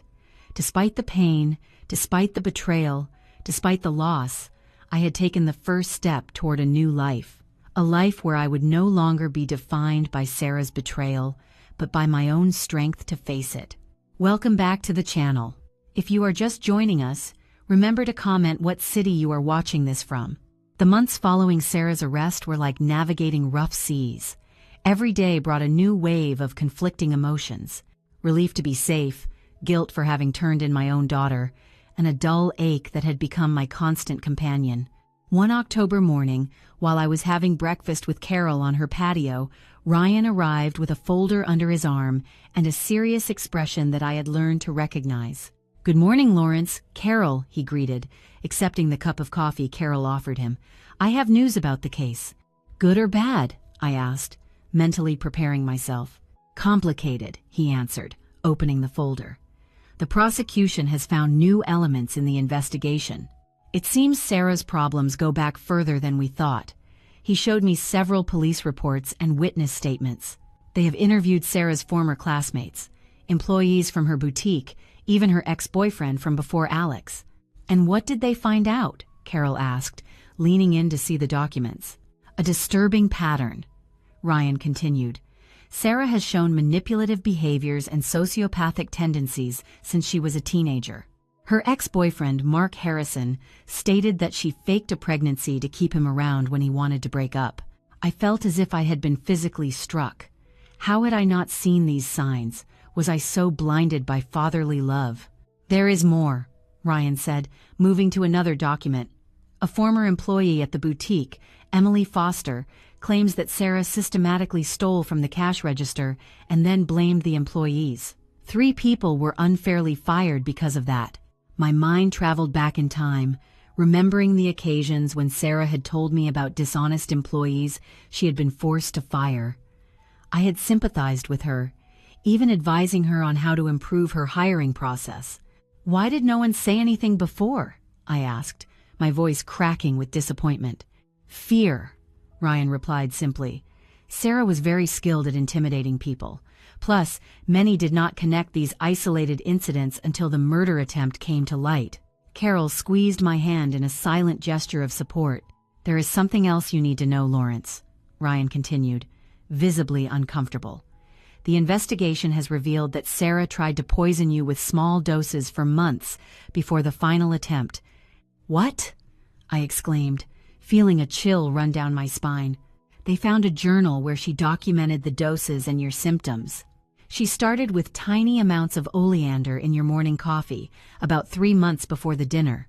I suddenly remembered the strange spells of dizziness and fatigue I had experienced in the spring, which I had attributed to my age and stress. "The medical examiner will review your past blood work to look for traces of the poison," Ryan added. "This greatly strengthens the case against her, showing an even higher level of premeditation." "And Alex?" Carol asked. "What does he say about all this?" "He is trying to distance himself as much as possible from Sarah," Ryan replied. "He claims he knew nothing about the previous poisonings, that he only found out about the final plan days before executing it." "Do you believe him?" I asked. Ryan shrugged. "It does not matter what I believe. What matters is what the judges will believe, and the evidence is not doing him any favors. They found text messages where they openly discussed the plan." While Ryan continued detailing the investigation's findings, my mind wandered to moments from the past. 5-year-old Sarah, laughing as we built sandcastles on Santa Monica Beach. Teenage Sarah, radiant at her high school graduation. Sarah, on the day she opened her boutique, full of dreams and ambitions. When had that little girl gotten lost? Or had she never truly existed, and I had only seen what I wanted to see? "Lawrence."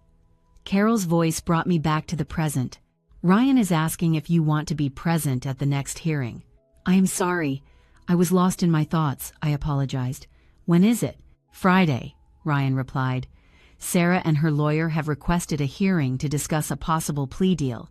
It seems they finally realize how overwhelming the evidence against them is." "What kind of deal?" I asked, feeling a knot in my stomach. "The prosecutor is willing to reduce the charges to second-degree attempted murder in exchange for a guilty plea. This would mean between 10 and 15 years in prison, instead of the 15 to 25 she would face if it goes to a full trial." 15 years. My daughter would spend the next 15 years in prison. The reality of the situation hit me with full force. "Will you be there?" Carol asked softly. "I do not know," I answered honestly. "Part of me wants to be there, to face her one more time, but another part is afraid I will not be able to handle it." "You do not have to decide right now," Ryan said. "Think about it and let me know tomorrow." After Ryan left, Carol and I sat in silence, each lost in our own thoughts. The birds singing in her garden seemed jarring against the heaviness in my heart. "Do you know what the hardest part of all this is?" I finally said, breaking the silence. "It is not the murder attempt itself. It is realizing that I never really knew my own daughter." Carol nodded understandingly. "It is a form of grief, Lawrence. You are mourning not just the loss of Sarah in your life, but the loss of who you thought she was." "Exactly," I sighed. "My whole life I thought I was a good father, that we had a special relationship. Now I wonder if it was all an illusion." "Not everything was an illusion," Carol said firmly. "Your feelings for her were real. Your dedication as a father was real. The fact that she did not reciprocate in the same way does not invalidate your love for her." Her words, though comforting, could not fill the void I felt.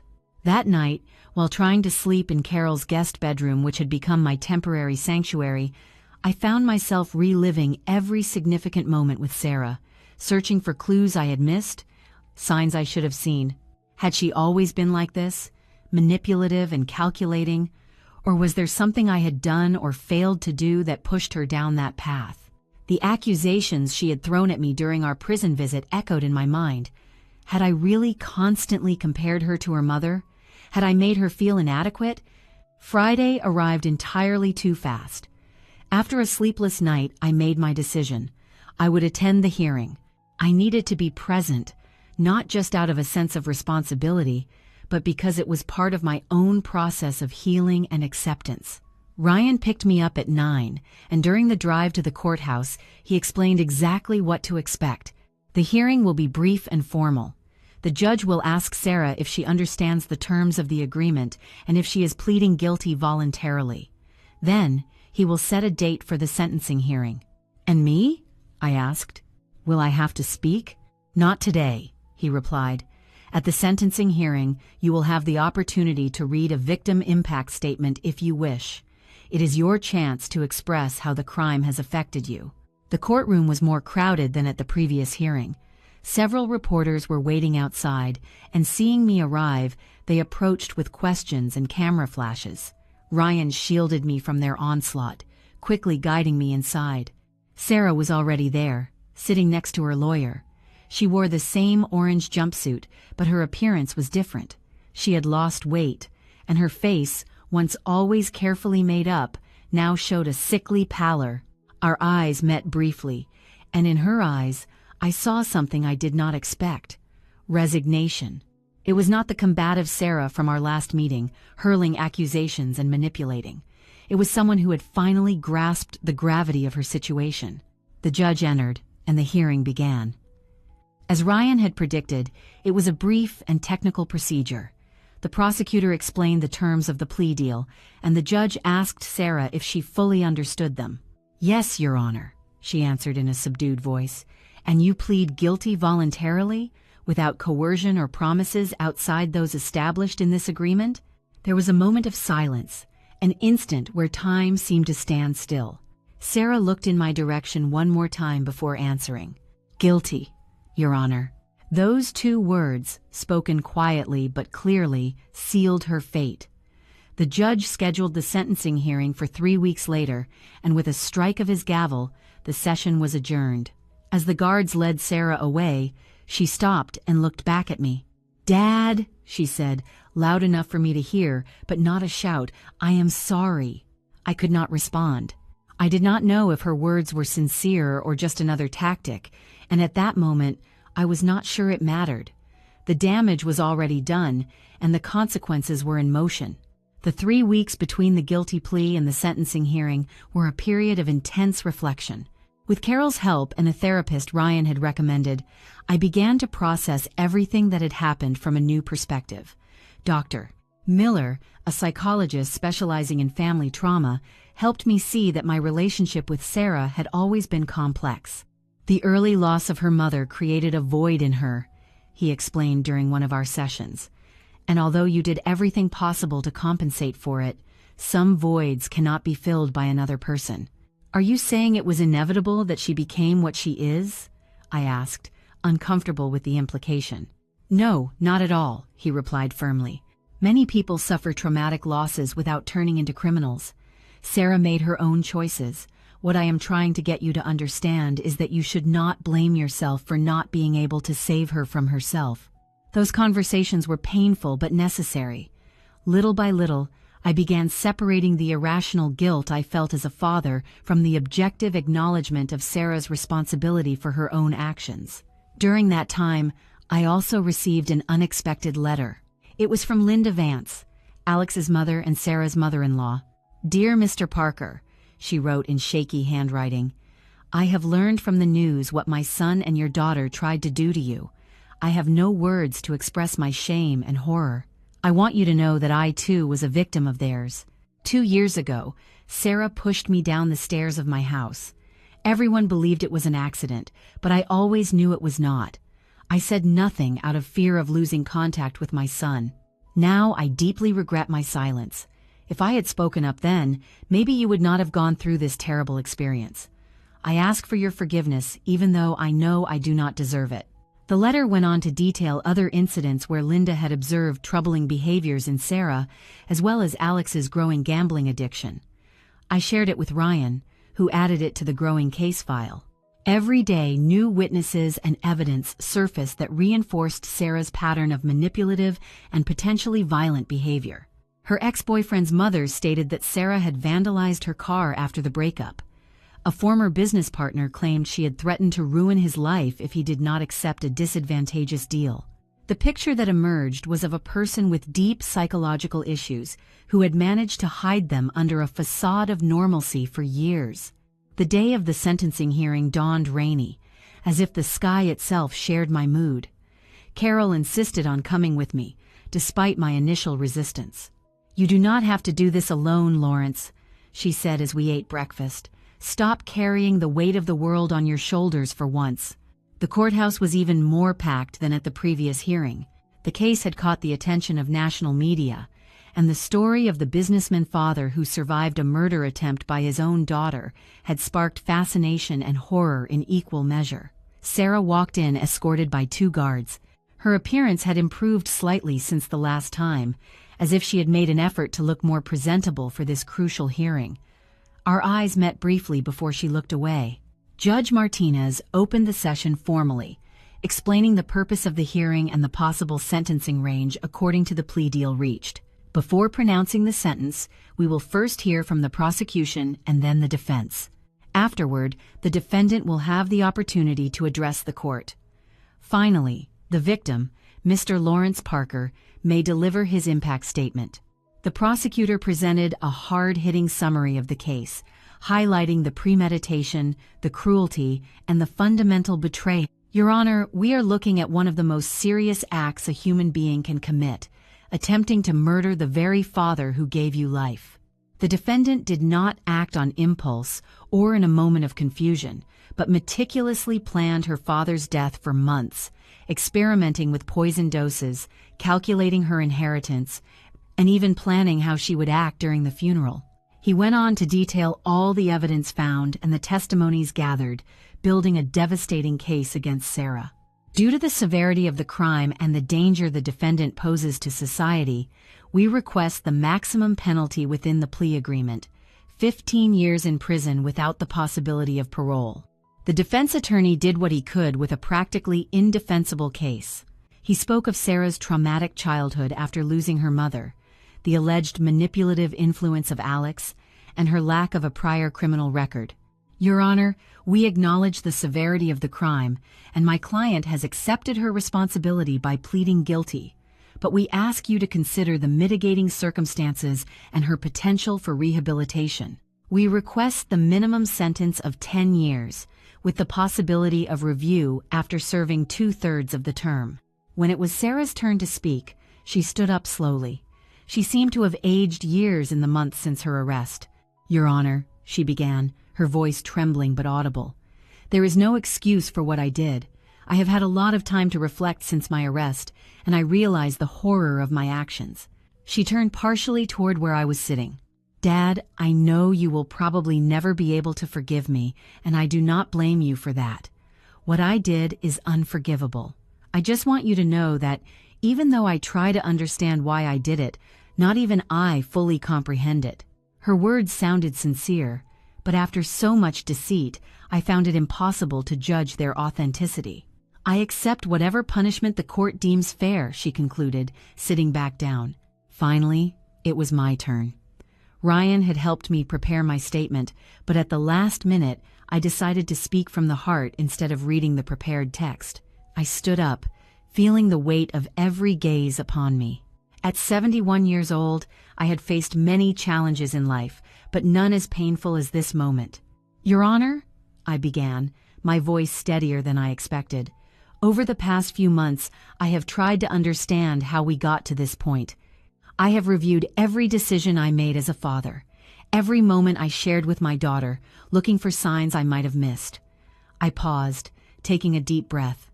Sarah was my only family after losing my wife. I raised her the best I knew how, trying to compensate for her mother's absence. I worked hard to give her a life of opportunities and privilege. I was by her side for every important moment of her life. I looked directly at Sarah, whose eyes were already brimming with tears. But today I understand that no matter how much love you give someone, you cannot force them to love you back. You cannot control who that person becomes. Sarah chose her own path, and that path led her to plan my death for money. My voice cracked slightly, but I pushed through. I am not here to ask for vengeance. Vengeance would not give me back what I have lost. I am here to ask for justice and to close a painful chapter in my life. I addressed the judge again. Your Honor, whatever sentence you impose today, I want you to know that I have already handed down my own. I release myself from the weight of the guilt I have carried. I am not responsible for my daughter's choices, and I refuse to keep punishing myself for her actions. I looked back at Sarah one last time. From today on, I choose to live whatever time I have left in peace, surrounded by people who truly care about me. And that is perhaps the harshest sentence for Sarah, knowing that I will move forward without her. When I returned to my seat, I felt Carol's hand squeezing mine in a show of support. The silence in the courtroom was absolute. Judge Martinez deliberated for several minutes before pronouncing the sentence.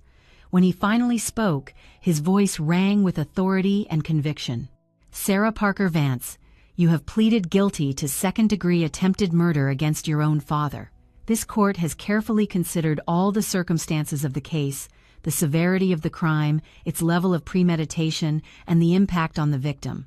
He paused, adjusting his glasses. I have also heard your statement of remorse and the mitigating circumstances presented by your defense. However, the coldness and calculated precision with which you planned this crime against the person who gave you life and cared for you your entire existence requires a severe response from justice. Sarah remained completely still, as if turned to stone. Therefore, I sentenced Sarah Parker Vance to 15 years in prison without the possibility of parole. Furthermore, a permanent restraining order is issued, prohibiting any contact with Mr. Lawrence Parker during and after serving your sentence. The strike of the gavel sealed Sarah's fate. As the guards approached to take her away, she looked at me one last time. There was no anger in her eyes now, only a deep sadness, and perhaps, finally, some genuine understanding of what she had done. I walked out of the courthouse feeling strangely light, as if a massive weight had been lifted off my shoulders. The rain had stopped, and a timid sun was breaking through the clouds. "Are you okay?" Carol asked as we walked toward the car. "I think so," I replied, surprised by the truth in my own words. For the first time in months, I think I will truly be okay. The months following the sentencing were a period of transformation and healing. With the help of Carol and Dr. Miller, I began rebuilding my life on new foundations. The first thing I did was sell my textile company. For 40 years, it had been the center of my existence, but now it represented a chapter I needed to close. The corporation that bought it paid much more than I expected, guaranteeing me a financial stability I could never exhaust in the time I had left. "Are you sure about this?" Carol asked as I signed the final sale documents. "That company has been your life." "That is exactly why I need to let it go," I answered. "I do not want my identity to remain tied to being Lawrence the textile businessman. I want to discover who I am now, at 72 years old, without all those labels and expectations." The next step was harder, selling the coastal house where I had lived with Lucy and raised Sarah. Every corner of that house held memories, some precious and others now painfully tainted by Sarah's betrayal. With Carol's help, I spent weeks sorting through possessions, what to keep, what to donate, what to throw away. It was a cathartic process, a physical way of separating the valuable from the toxic in my life. Among the boxes of family photographs, I found an album I had not seen in years. It contained pictures of a pregnant Lucy, radiant and beautiful, full of hope for the future. "She was so beautiful," Carol commented, looking over my shoulder. "Sarah looks a lot like her." "Yes," I nodded, feeling a twinge of pain. Lucy had her physical appearance, but not her heart. Lucy was pure kindness. "Do you think she would have been able to see the signs in Sarah?" Carol asked softly. "That she would have noticed what you could not see?" The question made me think. Maybe. Lucy always had a special intuition for people, or maybe her presence would have changed how Sarah developed. We will never know. With the money from the sale of the company and the house, I bought a small but cozy country house on the outskirts of Los Angeles. It was only 2 miles from Carol, close enough to visit easily but maintaining our independence. My new house had a large backyard that soon became my therapy. Planting, pruning, watching the flowers and fruit trees grow connected me with the natural cycle of life in a way I found deeply comforting. One day, while working in the yard, I received an unexpected visit. It was Mike Peterson, my former chief financial officer and the one who had initially investigated Sarah's finances. "Mr. Parker," he greeted with a warm smile, "Carol gave me your address. I hope I am not intruding." "Mike, what a joy to see you," I responded sincerely, inviting him in. "I never had the chance to properly thank you. If it were not for your investigation, I might not be alive today." Sitting on the patio with fresh iced tea, Mike caught me up on the company and its new management. Then, with some hesitation, he pulled an envelope from his briefcase. "Mr. Parker, there is something I think you should know." I hesitated to share it, but I believe you have the right to be informed. Inside the envelope were financial documents and several photographs. The photos showed Alex with several shady-looking men in what looked like an underground casino. "Alex has been cooperating with the prosecution to reduce his sentence," Mike explained. "He has provided information about a network of illegal casinos and loan sharks operating in Los Angeles and San Diego." "Does this affect Sarah in any way?" I asked, unsure why Mike thought it was important to show me. "Not directly," he answered. "But there is something else. In his testimony, Alex mentioned that Sarah had a backup plan if the poisoning failed. Hiring someone to rob you and accidentally kill you during the mugging." I felt a chill run down my spine. "And you are telling me this because?" "Because I want you to know that you made the right decision turning her in," Mike said firmly. "Sarah would not have stopped. And because I want you to be on high alert. Alex has implicated dangerous people with his testimony.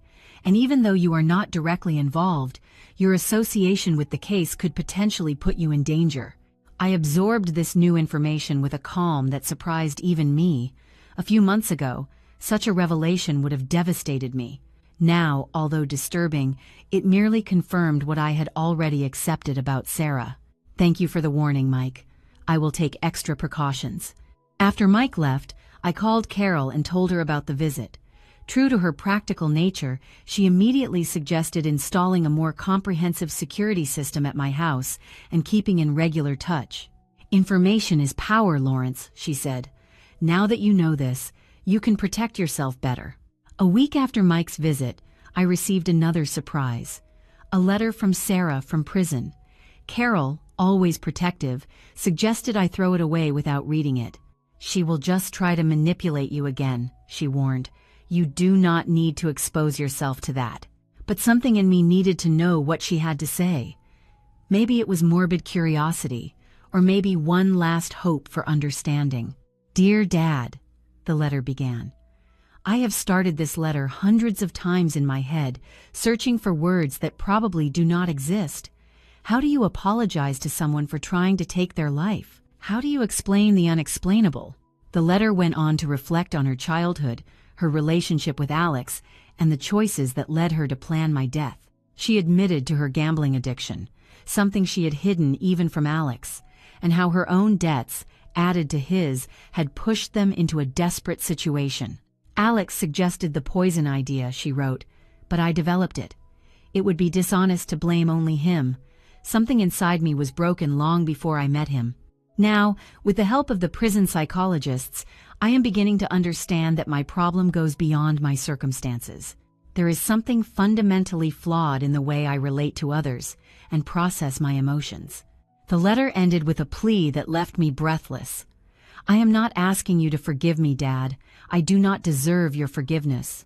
I only ask that you try to be happy, that you find peace, that you build a new life where my shadow does not haunt you.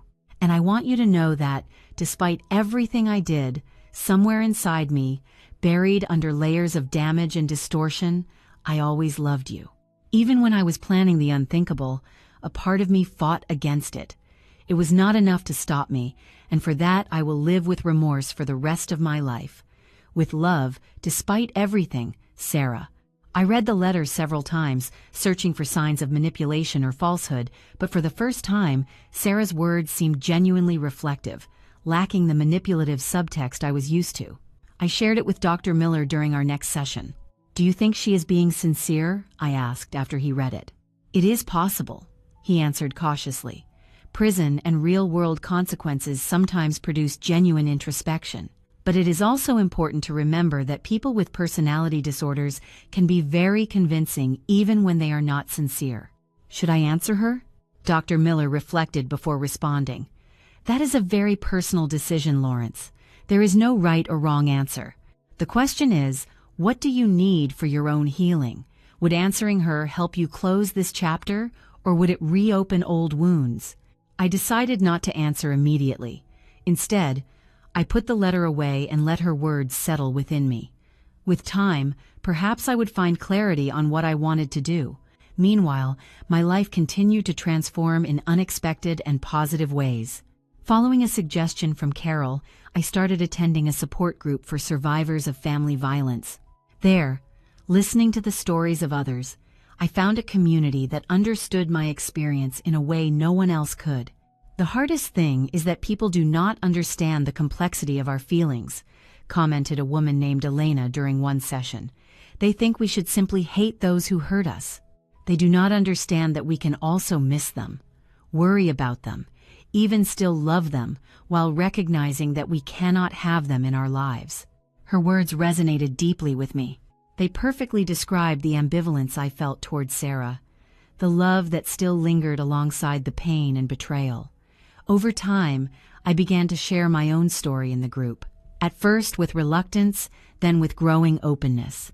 Articulating my experience out loud, seeing myself reflected and understood in the eyes of others, was profoundly therapeutic.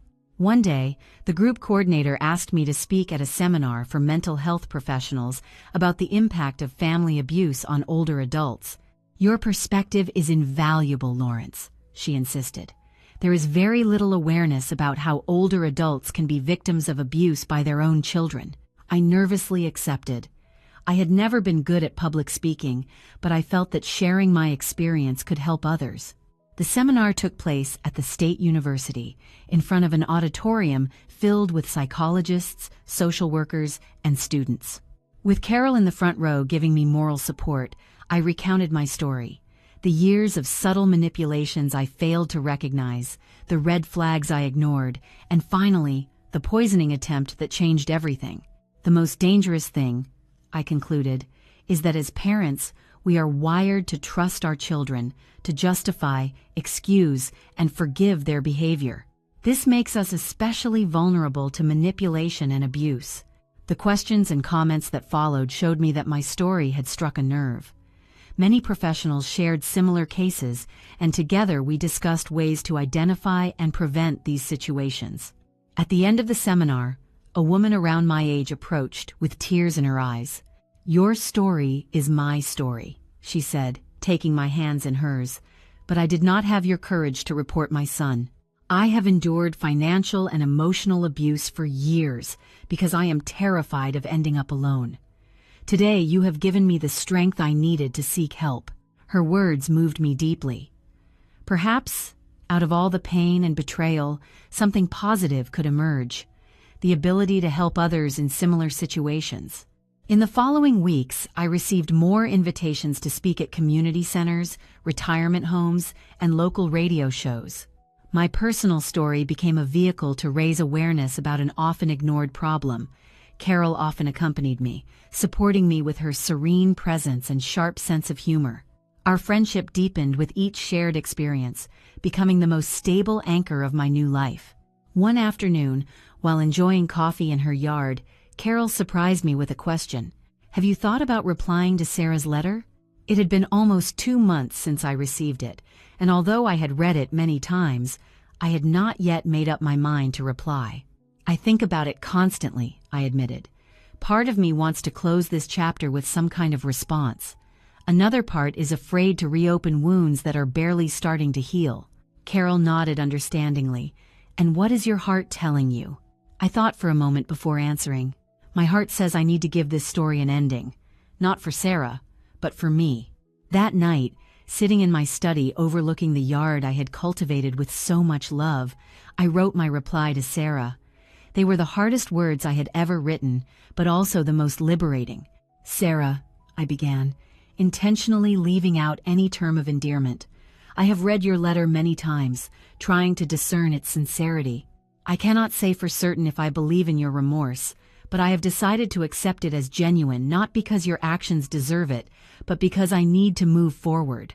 I continued writing about my new life, the lessons I had learned, and how her betrayal, paradoxically, had freed me from destructive patterns I did not know I was perpetuating.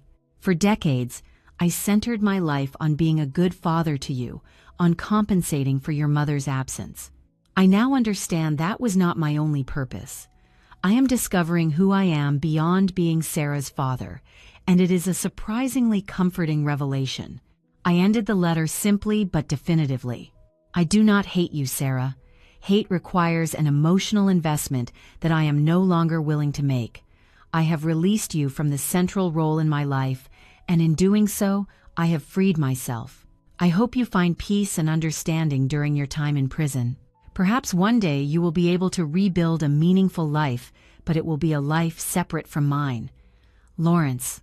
I mailed the letter the next day, feeling as though I had dropped an enormous weight into the mailbox along with the envelope. Whatever Sarah's reaction might be, I had said what I needed to say. My part in this story had concluded. A year after the trial, my life had completely transformed. The small country house had become a true home, with a blossoming garden that was the envy of the neighborhood. I had adopted a dog from the local shelter, a German Shepherd mix named Duke, who became my loyal companion. My relationship with Carol had evolved into a deep friendship that surprised us both. At our ages, she at 68, I at 72, we never expected to find such a meaningful connection. It was not romance in the conventional sense, but something equally valuable, a partnership based on mutual respect, shared interests, and the unconditional support we offered each other. We spent many afternoons together, sometimes at her house, sometimes at mine. We cooked, shared books, watched old movies, or simply talked for hours about everything and nothing. Without pressure or expectations, we enjoyed each other's company with a comfort that only maturity can bring. One Sunday morning, while having breakfast on my patio, Carol brought up an idea she had been considering. "Lawrence, have you ever thought about writing your story?" "You mean the thing with Sarah?" I asked, surprised. "I do not think that is exactly bestseller material." "Not just that," she explained. "Your whole life. how you built your company from the ground up after losing Lucy, how you raised Sarah alone, and yes, also how you survived her betrayal and rebuilt your life. It is a story of resilience that could help a lot of people. The idea intrigued me. During my talks in support groups and community centers, I had seen how sharing my experience resonated with others. Perhaps putting it into a book would broaden that impact. I am not a writer, Carol. You do not need to be, she replied with that smile that lit up her eyes. You could collaborate with someone. Actually, I know a journalist who specializes in life stories. She was a student of mine years ago and now works on social interest topics. And so began a new project that would occupy the following months. Emily Simmons, Carol's former student, turned out to be the perfect collaborator, respectful of my story, but objective enough to give it literary shape. Our sessions, often with Carol present, became a cathartic process. Reliving certain moments was painful, but also revealing. Emily helped me see patterns and connections I had not noticed before. It is fascinating how early traumas can repeat themselves in patterns throughout life, Emily commented during one of our conversations. You lost your father young, then Lucy, and finally your relationship with Sarah. And yet, every time you found a way to reinvent yourself, while the manuscript took shape, my life continued to expand in new directions. Following a suggestion from Dr. Miller, I started taking painting classes at a nearby cultural center. I had never considered myself artistically talented, but I discovered a profound pleasure in mixing colors and capturing the landscapes of my new surroundings on canvas. My paintings would not win any awards, but they provided me with a form of expression I had never experienced before. Carol, for her part, introduced me to the book club she had formed with former university colleagues. Suddenly, I found myself debating contemporary novels and literary classics with a group of smart, passionate people who became new friends. As my social circle expanded, Sarah's absence felt less like a painful void and more like a space that was being filled with new connections and experiences. I received another letter from Sarah 6 months after sending my reply. It was shorter than the previous one, but equally reflective. "Dad," she wrote, "I understand and respect your decision to part ways. I expected nothing less. I want you to know that your letter did not cause me pain, but rather a strange relief. The clarity of your words helped me accept the consequences of my actions in a way I had not managed before." She went on to tell me about her participation in intensive therapy programs and her recent diagnosis of antisocial personality disorder with narcissistic traits. "I do not use this as an excuse," she clarified, "but as a tool to understand myself and maybe one day be a different person. The road is long, and I have no illusions about recovering what I destroyed. I only hope that, wherever you are, life treats you with the kindness you deserve." I shared the letter with Carol and Dr. Miller. Both agreed that it showed significant progress in Sarah's self-awareness, though they warned against over-interpreting a single communication. "People with these disorders can show moments of clarity and introspection," Dr. Miller explained. "The important thing is the long-term pattern, not isolated statements." I decided not to answer this time, not out of coldness, but because I felt I had already said everything I needed to say. Our lives were on separate paths now, and that was okay. The following spring brought the release of our book, titled The Unbreakable Will: Survival and Rebirth After Family Betrayal. Emily had done an extraordinary job capturing my voice while shaping a cohesive narrative. The publisher organized a small launch event at a bookstore in Los Angeles. To my surprise, the event drew more people than the space could hold: local journalists, mental health professionals, and many people who had heard my talks or attended the same support groups. "I never thought I would be presenting a book at 73 years old," I nervously commented to Carol while we waited for the event to begin. "Life always has surprises in store, Lawrence," she replied, straightening my shirt collar with an affectionate gesture. "Some terrible, some wonderful." The presentation was a success. I spoke briefly about my experiences, read a few excerpts from the book, and answered questions from the audience. Many people came up afterward to share their own stories of family betrayal and resilience. A young woman, about 30 years old, waited until the end of the line to speak with me. "Mr. Parker," she said, her voice trembling, "my name is Mary Louise. I am Alex's cousin." My body tensed instinctively, but her open expression and tear-filled eyes made me listen. "I wanted to apologize on behalf of our family," she continued. "What Alex and Sarah did to you is unforgivable, and many of us live with the shame of being associated with this. You do not have to apologize for the actions of others," I replied, moved by her sincerity. "I know, but I wanted you to know that we are not all like that, and I also wanted to thank you for sharing your story. It has helped me process my own feelings of guilt and shame." Her honesty reminded me that the ripples of a family betrayal extend far beyond the direct victims and perpetrators. Entire families are scarred, struggling with complex emotions and unanswered questions. That night, as Carol and I celebrated the success of the event with a quiet dinner at my house, I reflected on the journey. "Do you know what the most surprising part of all this is?" I said while serving dessert, a pecan pie Carol had baked. "That out of something so horrible, so much good could emerge."